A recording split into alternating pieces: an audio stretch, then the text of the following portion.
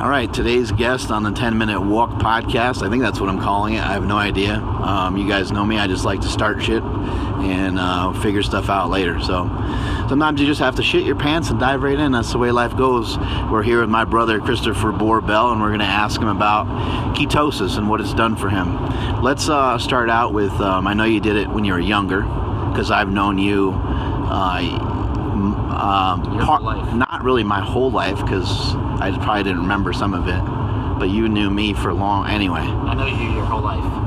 Anyway, tell us a little bit more about what the ketogenic diet has done for you, how you've done the ketogenic diet, and when you started it more recently. Yeah, the ketogenic diet has really completely changed my life and sort of changed who I am, I think, in general.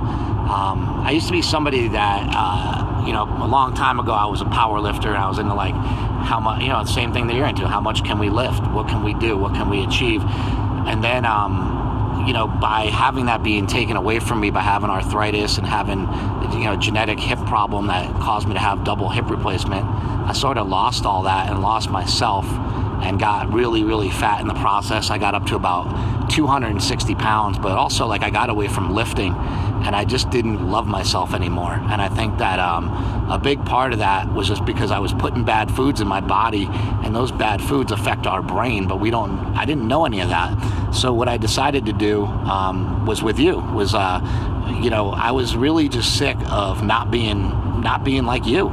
It's like my brother's ripped. We come from the same family. This can't be genetic. I know our parents are overweight, but this can't be from them. I can't blame them. There's got to be something that I'm doing. Mark is shredded, right?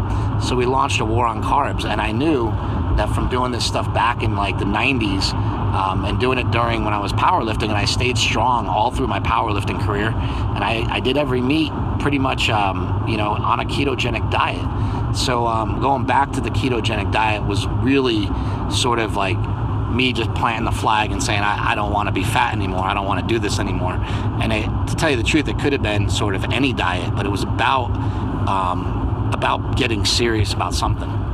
Tell me a little bit about the foods that you ate. Just kind of dive into that for people that are listening. What can they grab from this right now and start doing? In the very beginning, you're going to want to eat a lot of fat because you're just switching over, and your body isn't going to be ready for it.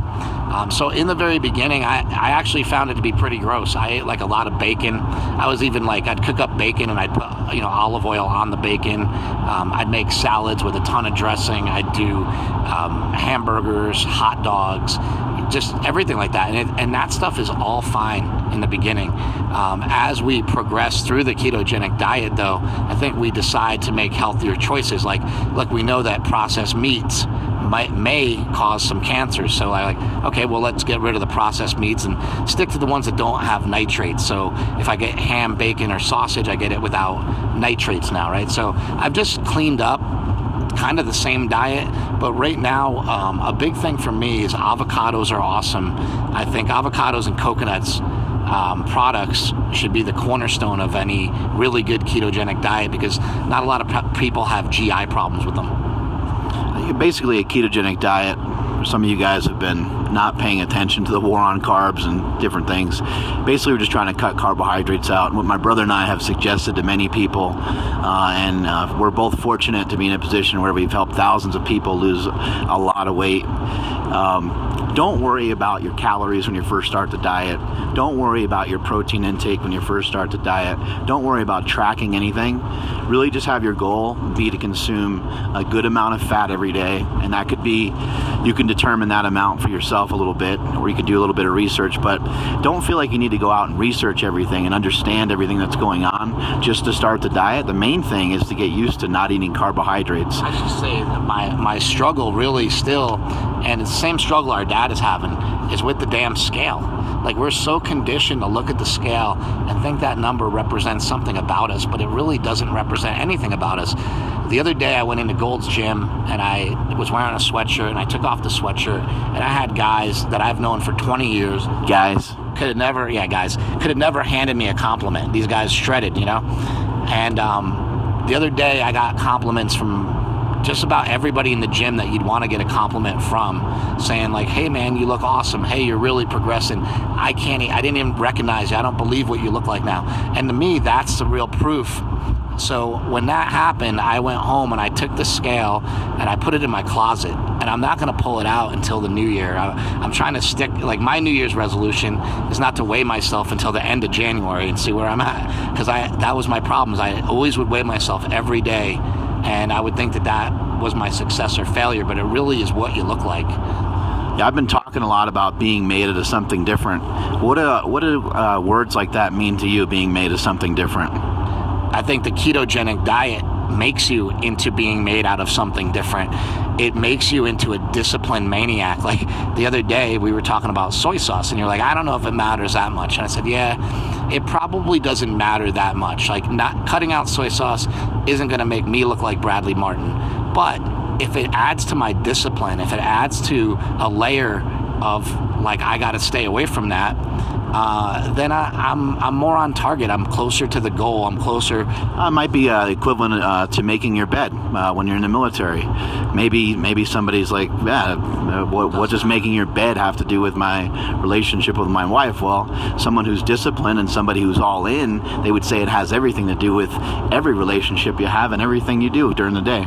Absolutely. And I think one of the most important things that I've learned is, like, we come from a family where I would hear my mom talk about this all the time. She'd be like, I just have a bad relationship with food. And then I was listening, we're on our way to Rob Wolf's house right now, and Rob Wolf was like laughing about it and said, you shouldn't have a relationship with food. Like, it's food. It's just an inanimate object. And so by going on a ketogenic diet and separating myself from being hungry, that's like a main thing it does. It actually allows you to restrict calories because you're not hungry, by separating yourself from the food a little bit and giving yourself a little wedge to just take a breath and say, I don't need to eat all the time. That sort of freed me up, and I don't have a relationship with food anymore. Food is just food, and I can take it or leave it, and I never was able to do that. You broke up with food. We had a massive breakup, and actually, it's been good. It's been better, because when I want a food, and also I used to see a piece of cheesecake, that's like toxic, and I used to look at foods as good or bad, and this thing, bread, it's so bad for you, and like, no, it's not. It's just there. It's not bad for me if I don't put it in my body. It's bad for me because I've had several health problems. I've had several issues where we know that gluten can affect those issues. We know it can raise the inflammation. We know these things about these foods. So rather than saying a food is good or bad, let's know the good or bad qualities about it for our own body. Hey, you know what? Take pride in being different than everybody else. Take pride in having some of the things that you say be a little bit weird.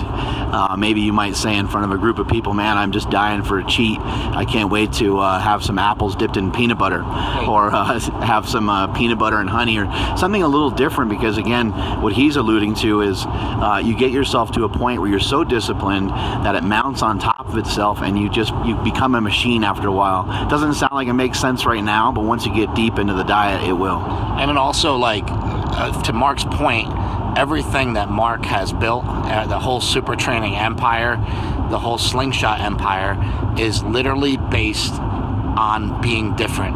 And the reason I say that is I started powerlifting when I was like 16 years old, and I read an article in Powerlifting USA from Louis Simmons, who was using chains on the end of a bar.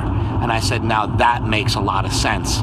To nobody else in the world did that make an ounce of sense. But to Mark and I, we were like, that makes a lot of sense, and we adopted all those things. And we were bringing in chains and bands into Gold's Gym 20 years ago, and people would laugh at us, they'd make fun of us, and now all they do is follow us. And I think that being a little bit different is a great thing, and I think that's how we forge new ways of doing things.